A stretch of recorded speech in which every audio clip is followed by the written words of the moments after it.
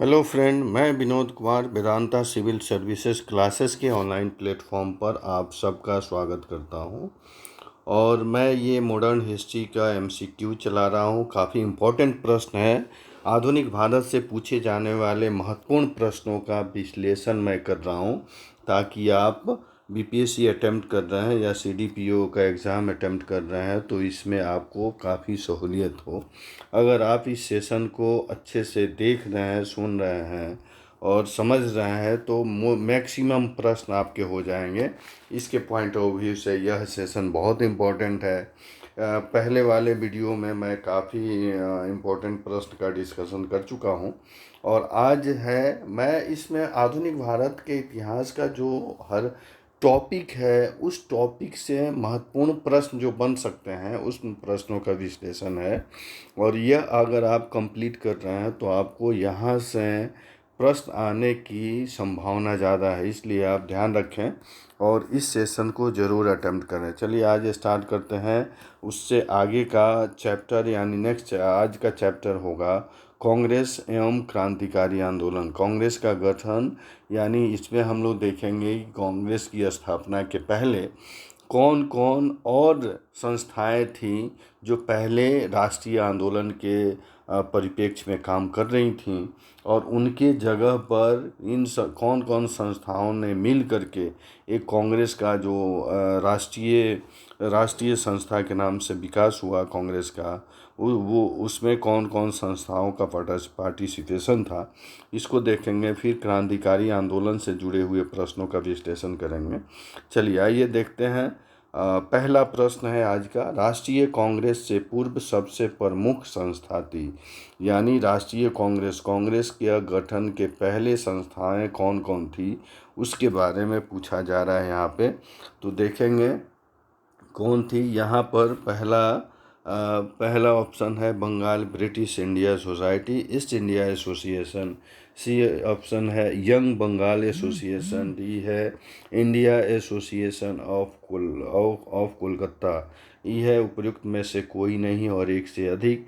तो आप ध्यान रखेंगे, कांग्रेस की जब स्थापना हुई तो इससे पूर्व सबसे प्रमुख संस्था जो थी यह इंडियन एसोसिएशन ऑफ कोलकाता थी। इंडियन एसोसिएशन ऑफ कोलकाता थी, और यह कांग्रेस की सबसे प्रमुख संस्था में से एक थी। Indian association of Kolkata. इस संस्था की स्थापना के बारे में अगर आपसे पूछा जाए तो इसकी स्थापना जो हुई थी 1876 ईस्वी में आनंद मोहन बोस के सहयोग से सुरेंद्रनाथ बनर्जी ने की थी। इस संस्था ने सिविल सेवा सुधार की मांग तथा इल्बर्ट व्हील जैसे विवादों को लेकर भी आंदोलन चलाया था। बहुत इम्पोर्टेंट फैक्ट इससे जुड़े हुए हैं, ध्यान रखेंगे। कांग्रेस के पूर्व सबसे प्रमुख संस्था इंडियन एसोसिएशन ऑफ कोलकाता थी, जिसकी स्थापना 1876 में की गई, और इसकी स्थापना आनंद मोहन बोस जो थे ये सुरेंद्रनाथ बनर्जी के सहयोग से सुरेंद्रनाथ बनर्जी ने की थी, ध्यान रखेंगे। और इस संस्था ने इल्बर्ट व्हील और सिविल सेवा में सुधार के लिए जो विवाद थे उसको लेकर के यह संस्था आंदोलन चलाई थी। ठीक है, चलिए नेक्स्ट प्रश्न की तरफ बढ़ते हैं। नेक्स्ट प्रश्न है यहाँ पर दूसरा प्रश्न है। यह प्रश्न है, राजनीतिक सुधारों को लेकर विरोध करने वाले पहले भारतीय कौन थे। राजनीतिक सुधार को लेकर के कह रहा है कि पहले भारतीय कौन थे जिन्होंने राजनीतिक सुधार को लेकर के विरोध किया। वो थे दादा भाई नौरोजी। यह राजनीतिक सुधार को लेकर के विरोध करने वाले पहले भारतीय थे, और कहा जाता है कि इन्होंने का अर्थ है दादा भाई नौरोजी ने 1853 ईस्वी में बॉम्बे एसोसिएशन तथा 1876 ईस्वी में लंदन में Indian association of east India की स्थापना की थी। ध्यान रखेंगे, बॉम्बे एसोसिएशन और लंदन में इंडियन एसोसिएशन और ईस्ट इंडिया की स्थापना इन्होंने कहा की थी इंग्लैंड में। ठीक है, चलिए नेक्स्ट प्रश्न है, मद्रास महाजन सभा की स्थापना की गई? मद्रास महाजन सभा की स्थापना की गई। आप ध्यान रखेंगे, यह ईयर पूछ रहा है कि किस ईयर में मद्रास महाजन सभा की स्थापना हुई थी। कहा जाता है कि मद्रास में युवा नेता जो थे उसमें A B. Raghavachari, Periyar, G V. Subramaniam Iyer, P. Anand Charlu ने 1884 ईस्वी में मद्रास महाजन सभा की स्थापना की थी। इसने विधान परिषदों में विस्तार, इनमें भारतीयों के प्रतिनिधित्व, न्यायपालिका और राजस्व एकत्र करने वाले संस्थाओं के पृथक्करण की मांग की गई थी। किसके द्वारा? मद्रास महाजन सभा के द्वारा। इम्पोर्टेंट फैक्ट है जी, मद्रास महाजन सभा की स्थापना किसने की थी? तो आप ध्यान रखेंगे, यह ए.वी. राघवाचारी पेरियार, उसके बाद जी.वी. सुब्रमण्यम अय्यर, पी. आनंद चार्ली ने 1884 ईस्वी में मद्रास महाजन सभा की स्थापना की। और यह सभा विधान परिषद का विस्तार को लेकर के डिमांड की थी। उनमें भारतीयों की प्रतिनिधित्व की बात की थी। फिर न्यायपालिका और राजस्व एकत्र करने वाले संस्थाओं को पृथक्करण को लेकर के यह सरकार से मांग की थी मद्रास सभा, और इसकी स्थापना 1884 ईस्वी में, ध्यान रखेंगे कि यह की गई थी मद्रास में। चलिए नेक्स्ट प्रश्न की तरफ बढ़ते हैं। प्रश्न है, भारत संघ के संस्थापक कौन थे? भारत संघ, चौथा प्रश्न है, पूछा जा रहा है भारत संघ के संस्थापक कौन थे? तो आप ध्यान रखेंगे, भारत संघ की स्थापना जो हुई यह 26 जुलाई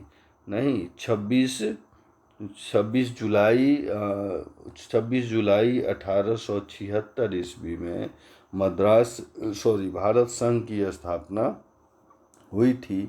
और यहीं सुरेंद्रनाथ बनर्जी ने आनंद मोहन बोस के सहयोग से इंडियन एसोसिएशन या भारत संघ की स्थापना कोलकाता में की।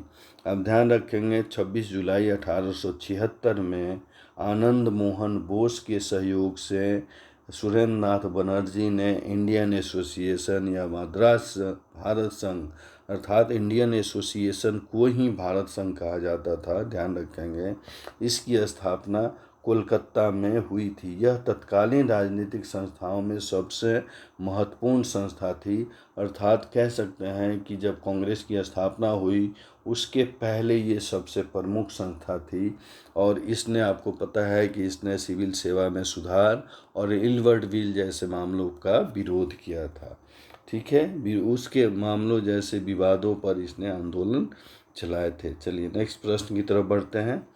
नेक्स्ट प्रश्न है, इंडियन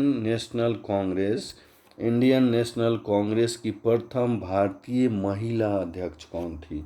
ध्यान रखेंगे, प्रथम भारतीय महिला अध्यक्ष पूछा जा रहा है कि इंडियन नेशनल कांग्रेस की प्रथम भारतीय महिला अध्यक्ष कौन थी? तो आप किस पे जाएंगे? सरोजनी नायडू पे। सरोजनी नायडू। और कहा जाता है नायडू ने 13 फरवरी 1879 ईस्वी में हैदराबाद में इनका जन्म हुआ था। किसका? सरोजनी नायडू का। और इनके पिता जो थे मूल रूप से बंगाली थे। 1825 ईस्वी में भारतीय राष्ट्रीय कांग्रेस के कानपुर अधिवेशन में वो प्रथम महिला अध्यक्ष बनी। प्रथम महिला अध्यक्ष यानी 1825 में जो कानपुर में अधिवेशन हुआ उसमें ये प्रथम महिला अध्यक्ष बनी। कौन? सरोजनी नायडू। और यहीं पे ध्यान रखेंगे कि वे प्रथम भारतीय महिला थी, लेकिन अगर प्रथम महिला की बात पूछी जाए तो आप एनी बेसेंट पे जाएंगे, जो प्रथम कांग्रेस की प्रथम महिला और भारतीय अध्यक्ष बनी थी। ठीक है, इस पे अगर भारतीय महिला की बात की जाए तो सरोजनी नायडू, और प्रथम महिला की बात की जाए तो आप किस पे जाएंगे? एनी बेसेंट पे। ठीक है जी। चलिए नेक्स्ट प्रश्न है, इसी के बारे में कुछ और इन्फॉर्मेशन मैं दे दूं। स्वतंत्रता प्राप्ति के बाद सरोजनी नायडू भारत के प्रथम महिला राज्यपाल उत्तर प्रदेश में बनी। जब भारत आज़ाद हुआ तो यह इनको राज्यपाल बनाया गया। भारत का प्रथम महिला राज्यपाल कहाँ का, उत्तर प्रदेश का। और इसी के वजह से इन्हें भारत कोकिला की उपाधि भी दी गई। भारत कोकिला के नाम से भी इनको जानते हैं। नेक्स्ट प्रश्न है 1922 ईस्वी में गया के इंडियन नेशनल कांग्रेस के अधिवेशन के अध्यक्ष कौन थे? 1922 के गया में अधिवेशन जो हुआ था उसका अध्यक्ष पूछा जा रहा है। अर्थात ध्यान रखेंगे कि 1922 में जो गया में अधिवेशन हुआ उसकी अध्यक्षता चित्तरंजन दास ने किया। चित्तरंजन दास वहाँ के अध्यक्ष थे और वह आगे चल करके मोतीलाल नेहरू के साथ मिल करके चित्तरंजन दास ने आगे चल करके स्वराज पार्टी की स्थापना की। ठीक है, ये दो नाम याद रखेंगे। 1922 के गया अधिवेशन में चित्तरंजन दास इसके अध्यक्ष थे, लेकिन आगे चल करके परवर्ती काल में चित्तरंजन दास और मोतीलाल नेहरू ने स्वराज पार्टी की स्थापना की। चलिए नेक्स्ट प्रश्न की तरफ बढ़ते हैं। प्रश्न है, स्वराज मेरा जन्मसिद्ध अधिकार है और मैं इसे लेकर रहूँगा। यह कथन किससे संबंधित है? तो ध्यान रखेंगे, भारतीय राष्ट्रीय कांग्रेस के लखनऊ अधिवेशन, जब लखनऊ में भारतीय राष्ट्रीय कांग्रेस का अधिवेशन हुआ था 1919 का जो लखनऊ में भारतीय राष्ट्रीय कांग्रेस का अधिवेशन हुआ था उसमें बाल गंगाधर तिलक ने यह नारा दिया और कहा, स्वराज मेरा जन्मसिद्ध अधिकार है और मैं उसे लेकर रहूँगा। इस अधिवेशन में उग्रवादियों की पुनः कांग्रेस में वापसी हुई तथा तिलक एवं एनी बेसेंट के प्रयासों से कांग्रेस तथा मुस्लिम लीग के बीच समझौता भी हुआ। यही समझौता लखनऊ समझौता या कांग्रेस लीग समझौता के नाम से भी जानते हैं। ठीक है, ध्यान रखेंगे, बहुत इम्पोर्टेंट फैक्ट है। यानी भारतीय राष्ट्रीय कांग्रेस का 1919 में जो लखनऊ में अधिवेशन हुआ था उसी में बाल गंगाधर तिलक ने स्वराज मेरा जन्मसिद्ध अधिकार है और मैं इसे लेकर रहूँगा यह नारा दिया। और इसी अधिवेशन में कहा जाता है कि दो विरोधी जो दल थे कांग्रेस के, माने जो फूट पड़ गया था उग्रवादी और उदारवादियों का, पुनः कांग्रेस में वापसी हुआ, पुनः मिलन हुआ। और ये कहा जाता है तिलक और एनी बेसेंट के प्रयासों से ही कांग्रेस और मुस्लिम लीग के बीच समझौता हुआ, जिसे लखनऊ समझौता, लखनऊ पैक्ट या कांग्रेस लीग समझौता के नाम से भी जानते हैं। चलिए नेक्स्ट प्रश्न है यहाँ पर, भारतीय राष्ट्रीय कांग्रेस का 27वां अधिवेशन किस स्थान पर हुआ?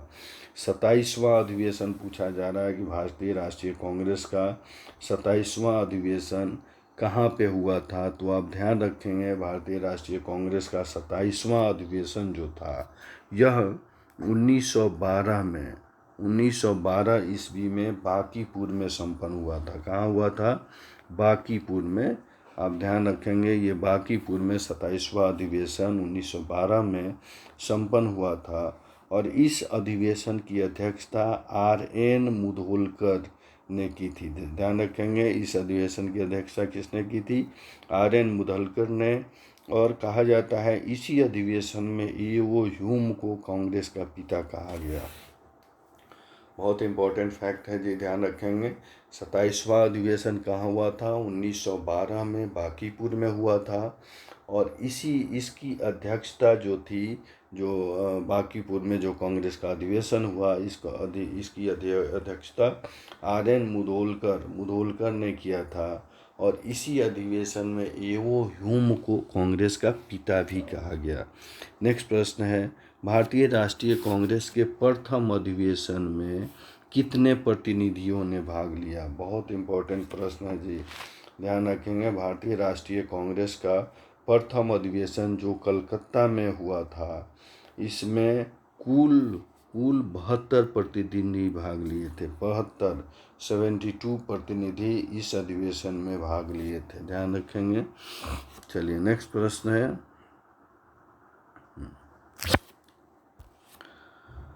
प्रश्न है, किसने कहा था कांग्रेस आंदोलन न तो लोगों द्वारा प्रेरित था, न ही यह उनके द्वारा सोचा या योजनाबद्ध किया गया था।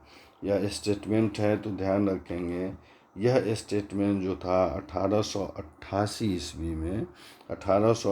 ईस्वी में सर सैयद अहमद खान ने एक संयुक्त भारतीय राजभक्त सभा बनाई, जिसका उद्देश्य कांग्रेस के प्रसार को निष्सफल करना, यानी उसको असफल करना था और लोगों को कांग्रेस से दूर रखना था। ठीक है, किसने बनाई? सर सैयद अहमद खान, और इन्होंने ही यह वक्तव्य दिया था, यह उक्ति इन्हीं की है, सर सैयद अहमद खान का। नेक्स्ट प्रश्न है, भारतीय राष्ट्रीय कांग्रेस के दूसरे अधिवेशन की अध्यक्षता किसने की थी? भारतीय राष्ट्रीय कांग्रेस के दूसरे अधिवेशन की अध्यक्षता जो थी, यह दादा भाई नौरोजी ने की थी। और ध्यान रखेंगे भारतीय राष्ट्रीय कांग्रेस का दूसरा अधिवेशन जो था, यह 1886 ईस्वी में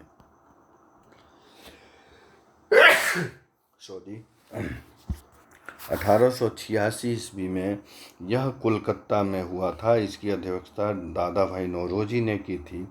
और दादा भाई नौरोजी को आपको पता है कि दादा भाई नौरोजी को ग्रैंड ओल्ड मैन भी कहा जाता है। दादा भाई नौरोजी ने 1893 ईस्वी में लाहौर अधिवेशन तथा 1806 ईस्वी में कोलकाता अधिवेशन की भी अध्यक्षता की थी। ध्यान रखेंगे, बहुत इम्पोर्टेंट फैक्ट है कि दादा भाई नौरोजी पहला हो गया कि यह दूसरा अधिवेशन जो कोलकाता में हुआ था 1886 में, उसकी अध्यक्षता दादा भाई नौरोजी ने की थी। इनको grand old man of India भी कहा जाता है। इसके साथ साथ यह 1893 ईस्वी में लाहौर अधिवेशन जो हुआ था कांग्रेस का, उसकी भी अध्यक्षता इन्होंने की थी। फिर 1906 ईस्वी में कोलकाता अधिवेशन की अध्यक्षता भी इन्होंने की थी। यानी 3 कांग्रेस का अधिवेशन जो हुआ था, पहला 1886, दूसरा हो गया 1893 ईस्वी में लाहौर में, और तीसरा हो गया 1906 ईस्वी में कोलकाता में इन्होंने कांग्रेस की अध्यक्षता की थी। चलिए नेक्स्ट प्रश्न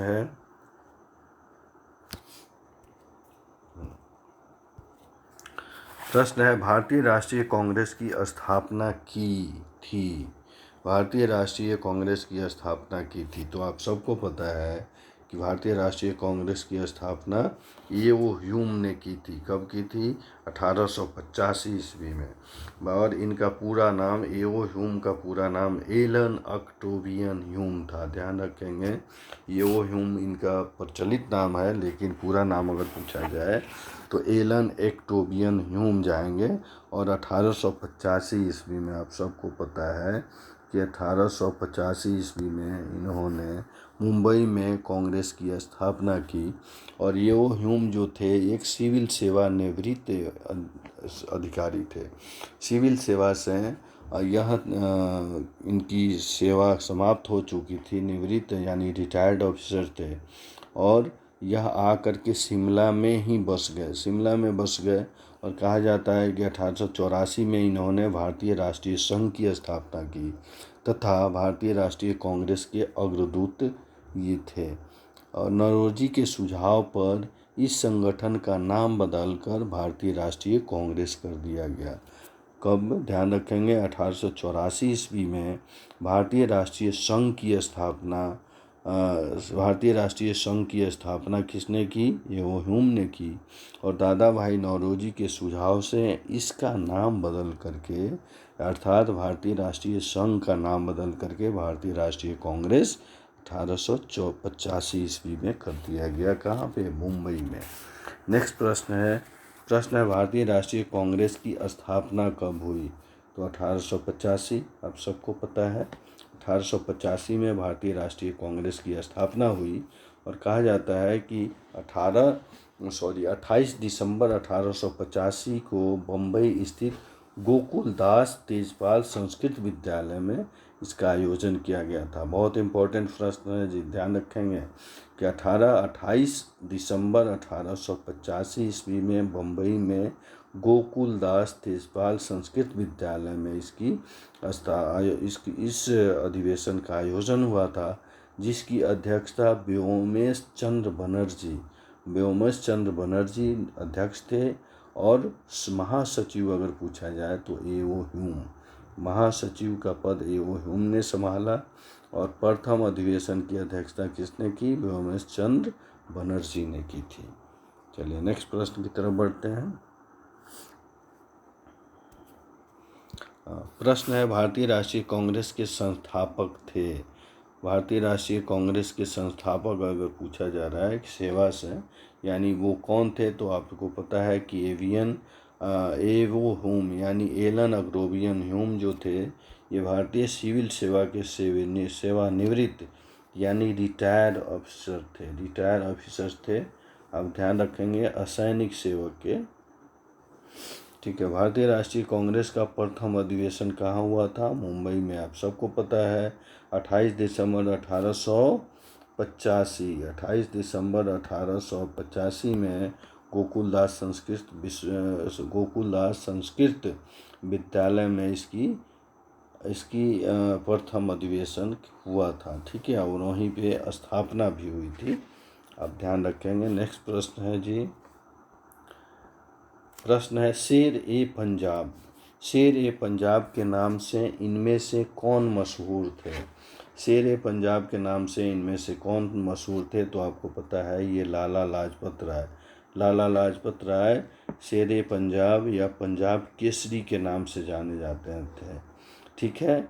और एक और इम्पॉर्टेंट फैक्ट है इनके साथ कि साइमन कमीशन के विरोध के समय लाला लाजपत पर लाठी चार्ज हुआ और उसी लाठी से यह घायल हुए, जिसके कारण 17 नवंबर 1828 ईस्वी में इनकी मृत्यु हो गई।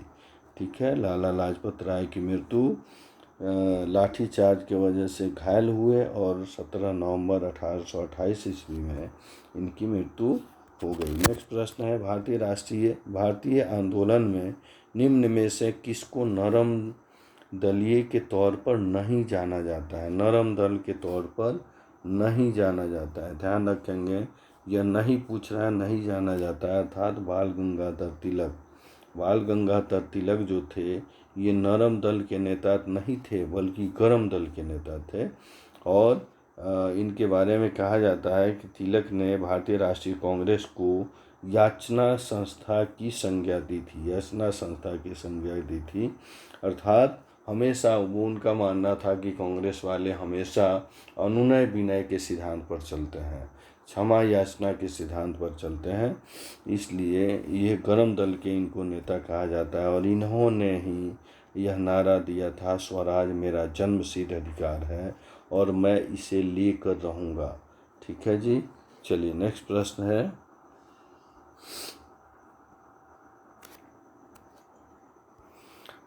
निम्नलिखित में से कौन सा नेता कांग्रेस के गरम दल से संबंधित था? कौन सा नेता गरम दल से संबंधित था? तो आप सबको पता है, यह अरविंद घोष थे। अरविंद घोष जो थे, ये कांग्रेस के गरम दल से संबंधित है। इनके अनुसार कांग्रेस एक क्षय रोग से मरने वाली है, यानी ये कांग्रेस को क्षय रोग से ग्रसित इन्होंने बताया।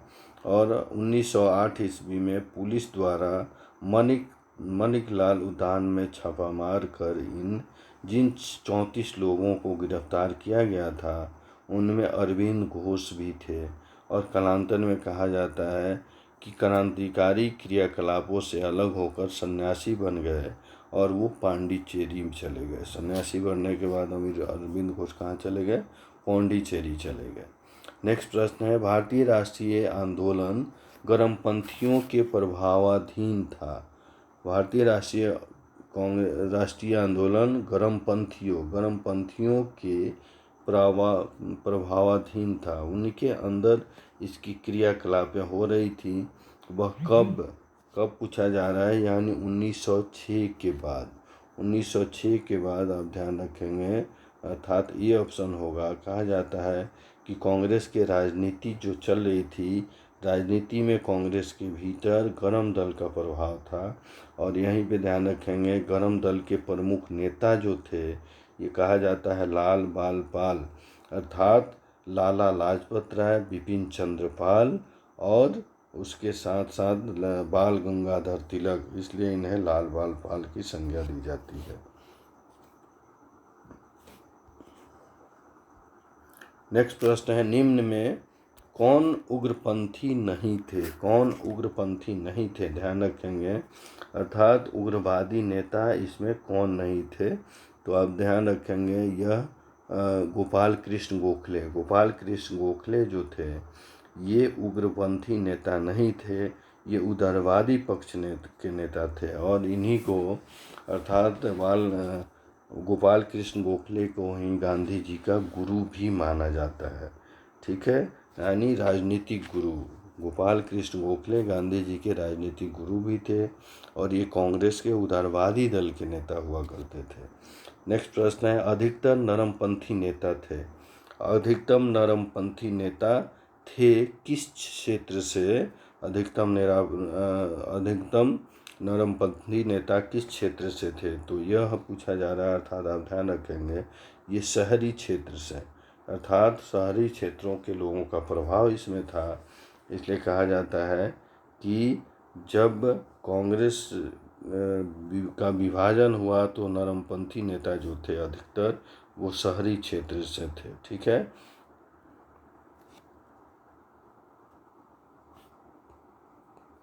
नेक्स्ट प्रश्न है जी, प्रश्न यह है, 1908 ईस्वी में बाल गंगाधर तिलक को जेल हुई कितने साल तक? कितने साल का जेल हुआ इनको? तो कहा जाता है कि इन पर 6 वर्षों का, इनको 6 वर्षों की जेल हुई और ये कारावास की सज़ा जो था ये मांडले जेल अर्थात अभी तत्कालीन समय में ये म्यांमार में है, वहाँ भेज दिया गया और तिलक ने जेल में ही गीता रहस्य नामक एक ग्रंथ की रचना की। ध्यान रखेंगे, 1908 ईस्वी में बाल गंगाधर तिलक को 6 वर्ष की सज़ा सुनाई गई और सज़ा के फलस्वरूप इनको मांडले जेल जो म्यांमार में है वहीं भेज दिया गया और वहीं पे इन्होंने गीता रहस्य नामक ग्रंथ की रचना की। नेक्स्ट प्रश्न है, निम्नलिखित पंक्तियों को किसने कहा था? पंक्ति है, सरफरोशी की तमन्ना अब हमारे दिल में है, देखना है जोर कितना बाजुए का दिल में है। आप सबको पता है कि यह पंक्ति जो था ये बिस्मिल्लाह, ठीक है, राम प्रसाद बिस्मिल के द्वारा यह पंक्ति कही गई थी और यह काकोरी कांड में शामिल भारत के महान क्रांतिकारियों में से एक थे जिन्होंने यह गीत लिखा। ठीक है, और काकोरी कांड में ही इन्हें गोरखपुर में सजा दे दी गई। ठीक है,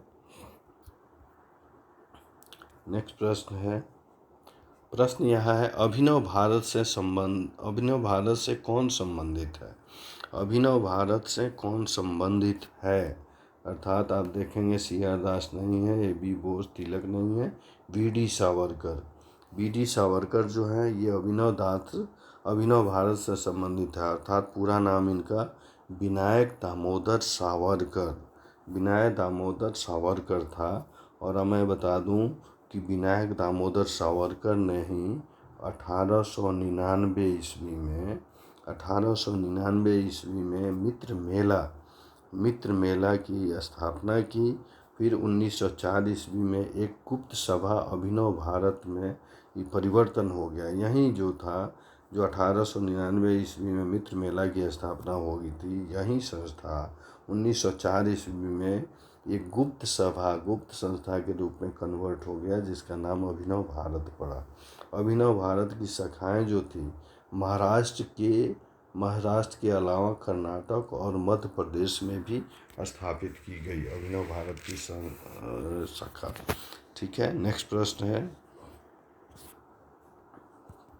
प्रश्न यह है, मुजफ्फरपुर में किंग्सफोर्ड की हत्या का प्रयास कब किया गया था? मुजफ्फरपुर में किंग्सफोर्ड की हत्या का प्रयास आप सबको पता है कि 1908 ईस्वी में, अर्थात अगर मैं डेट बता दूं तो यह 23 अप्रैल सॉरी 30 अप्रैल 1908 ईस्वी में ये बिहार में मुजफ्फरपुर में बिहार के मुजफ्फरपुर में खुदीराम बोस और प्रफुल्ल चाकी ने मिल करके किंग्सफोर्ड पर बम फेंका, परंतु कहा जाता है किंग्सफोर्ड तो बच गए, लेकिन दुर्भाग्य से राष्ट्रीय आंदोलन से हमदर्दी रखने वाले मिस्टर कैनेडी की पत्नी और पुत्री मारी गई। प्रफुल्ल चाकी ने पुलिस से बच करके आत्महत्या कर ली और खुदीराम बोस गिरफ्तार हुए, फलस्वरूप इनको फांसी दे दी गई। नेक्स्ट है अनुशीलन समिति थी। अनुशीलन समिति 26वां प्रश्न है।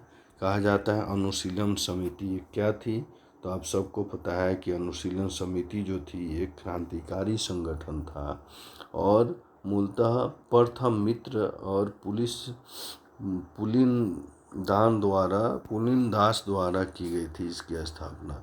वरेंद्र कुमार घोष और भूपेंद्र नाथ दत्त के सहयोग से 1907 ईस्वी में कोलकाता में क्रांतिकारी संगठन के रूप में अनुशीलन समिति का पुनर्गठन किया गया। कब? 1907 ईस्वी में। नेक्स्ट प्रश्न है, हाँ जी, प्रश्न है निष्क्रिय विरोध का सिद्धांत का प्रतिपादन किसने किया? निष्क्रिय विरोध के सिद्धांत का प्रतिपादन किसने किया? तो आप सबको पता है इस सिद्धांत का प्रतिपादन अरविंद घोष ने किया। निष्क्रिय विरोध के सिद्धांत का प्रतिपादन किसने किया? अरविंद घोष ने, और अपनी पुस्तक वंदे मातरम में इन्होंने इसकी चर्चा की है। वंदे मातरम में भगत सिंह, राजगुरु और सुखदेव को फांसी कब दी गई? आप सबको पता है भगत सिंह, सुखदेव और राजगुरु को लाहौर षड्यंत्र केस के अंतर्गत मुकदमा चलाया गया और तीनों को 23 मार्च 1931 में फांसी की सज़ा दी गई। 30 मार्च 1931 में किस केस में? लाहौर षड्यंत्र केस के में दोषी करार दिया गया और उसी में इनको फांसी की सज़ा सुनाई गई। कब? 23 मार्च 1931 में, ध्यान रखेंगे। नेक्स्ट प्रश्न है इनकलाब जिंदाबाद का नारा किसने दिया था? इनकलाब जिंदाबाद का नारा किसने दिया था? तो आप ध्यान रखेंगे ये भगत सिंह जो थे। इनकलाब का नारा किसने दिया था? भगत सिंह इनकलाब जिंदाबाद की रचना प्रसिद्ध कवि मोहम्मद इकबाल ने की थी। इसकी रचना इकबाल ने की, लेकिन पहली बार इसको नारे के रूप में प्रयोग किसने किया? भगत सिंह ने किया। चलिए नेक्स्ट प्रश्न है हिंदुस्तान सोशलिस्ट रिपब्लिकन एसोसिएशन के संस्थापक नेताओं में से थे। क्या है? हिंदुस्तान सोशलिस्ट रिपब्लिक एसोसिएशन के संस्थापक नेताओं में से एक थे। कौन नेता जो था निम्नलिखित में जो हिंदुस्तान सोशलिस्ट रिपब्लिकन एसोसिएशन के संस्थापक में थे? तो आप सबको पता है कि ये भगत सिंह, विजय कुमार सिंह, भगवती चंद्र बोहरा, सुखदेव आदि ने चंद्रशेखर आज़ाद के नेतृत्व में हिंदुस्तान रिपब्लिक एसोसिएशन को पुनः संगठित किया। 1928 ईस्वी में फिरोज शाह कोटला मैदान में जो दिल्ली में स्थित है, चंद्रशेखर आज़ाद के नेतृत्व में एक बैठक हुई जिसमें हिंदुस्तान रिपब्लिक एसोसिएशन का नाम बदलकर हिंदुस्तान सोशलिस्ट रिपब्लिकन एसोसिएशन कर दिया गया। ठीक है जी, ध्यान रखेंगे। कहा जाता है कहाँ पे? यह दिल्ली में फिरोज शाह कोटला मैदान जो दिल्ली में है, चंद्रशेखर आज़ाद के नेतृत्व में 1928 ईस्वी में एक बैठक हुई और यहीं हिंदुस्तान रिपब्लिक एसोसिएशन का नाम बदलकर हिंदुस्तान सोशलिस्ट रिपब्लिकन एसोसिएशन कर दिया गया। ठीक है जी, नेक्स्ट प्रश्न की तरफ बढ़ते हैं। नेक्स्ट प्रश्न है मैडम कामा। यहाँ प्रश्न है मैडम कामा ने 1907 ईस्वी में प्रथम तिरंगा ध्वज फहराया। कहाँ फहराया? 1907 ईस्वी में प्रथम तिरंगा ध्वज कहाँ फहराया? तो आप स्टुगार्ड, आप सबको पता है स्टुगार्ड में, अर्थात ये कामा जो थी यह दादा भाई नौरोजी की निजी सचिव थी और इन्होंने 22 अगस्त 1907 22 अगस्त 1907 ईस्वी में जर्मनी के स्टुटगार्ट में आयोजित अंतर्राष्ट्रीय सोशलिस्ट सम्मेलन में उन्होंने भारतीय स्वाधीनता का झंडा सर्वप्रथम फहराया और यहाँ फहराया गया यह झंडा कलकत्ता झंडे का परिवर्तित रूप था। ठीक है जी। नेक्स्ट प्रश्न है यहाँ पर 32वां प्रश्न है इस सेशन का। गदर क्रांति छेड़ने का सबसे महत्वपूर्ण कारण क्या था? गदर क्रांति छेड़ने का सबसे महत्वपूर्ण कारण पूछा जा रहा है क्या था? तो आप सबको पता है गदर क्रांति छेड़ने का सबसे महत्वपूर्ण कारण जो था प्रथम विश्व युद्ध की शुरुआत थी और गदर आंदोलन 1913 ईस्वी में शुरू हुआ था। ठीक है, 1913 ईस्वी में शुरू हुआ था और इसका कारण था प्रथम महायुद्ध यानी प्रथम विश्व युद्ध की शुरुआत। ठीक है जी, प्रथम विश्व युद्ध के शुरुआत से ही इसका स्थापना हुई। चलिए